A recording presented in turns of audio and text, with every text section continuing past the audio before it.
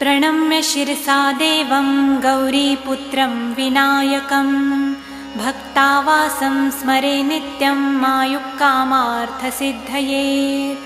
प्रथमं वक्रतुण्डं च एकदन्तं द्वितीयकं तृतीयं कृष्णपिङ्गाक्षं गजवक्त्रं चतुर्थकं लम्बोदरं पञ्चमं च षष्ठं विकटमेव च सप्तमं विघ्नराजेन्द्रं धूम्रवर्णं तथाष्टमं नवमं भालचन्द्रं च दशमं तु विनायकम् एकादशं गणपति द्वादशं तु गजाननं द्वादशैतानि नामानि त्रिसन्ध्यं यः पठेन्नरः न च विघ्नभयं तस्य सर्वसिद्धिकरं प्रभो।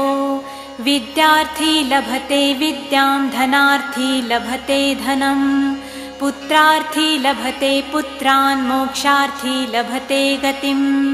जपेद् गणपतिस्तोत्रं षड्भिर्मासं फलं लभेत् संवत्सरेण सिद्धिं च लभते नात्र संशयः।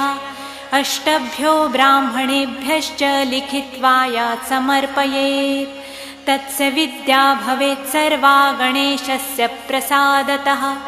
इति श्रीनारदपुराणे सङ्कटनिरसननाम गणेशस्तोत्रं सम्पूर्णम्। श्रीसीतारामचन्द्रार्पणमस्तु।